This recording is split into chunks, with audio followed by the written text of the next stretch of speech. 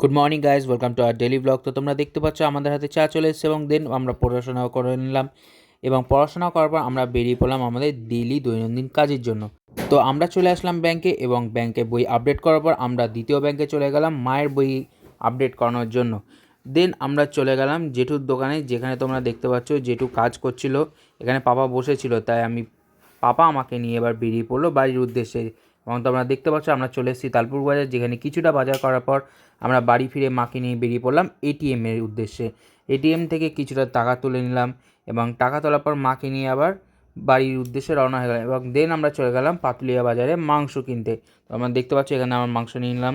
এখানে আমরা দুপুরবেলা লাঞ্চ সেরে আমরা চলে গেছিলাম কিবোর্ড নিতে, যেহেতু এটা আমার একটা কাজের জন্য খুবই দরকার ছিল। তো তোমরা দেখতে পাচ্ছ এই কিবোর্ডটা আমি পারচেস করেছি, যার দাম পড়েছে 300 টাকা। দেন বিকেলবেলা চা খাওয়ার পর আমরা বেরিয়ে পড়লাম বিকেলের কাজের জন্য, যেখানে আমরা গেছিলাম প্রথমে ওষুধের দোকানে, দেন আমরা চলে গেলাম মুদিখানার দোকানে, যেখানে তোমরা দেখতে পাচ্ছ আমাদের আমাদের মালপত্র গুছিয়ে নিয়েছে এবং আমরা সেটাকে গুটিয়ে পেমেন্ট করে বেরিয়ে পড়লাম মিষ্টির দোকানে মিষ্টি নিতে। এবং মিষ্টি নেওয়ার পর চলে গেলাম আমরা স্টেশনারি শপে পেন নেওয়ার জন্য। তো গুড্ডির জন্য পেন নিয়ে আমরা বাড়িতে চলে এলাম। দেখা হচ্ছে পরের ভিডিওয়ে।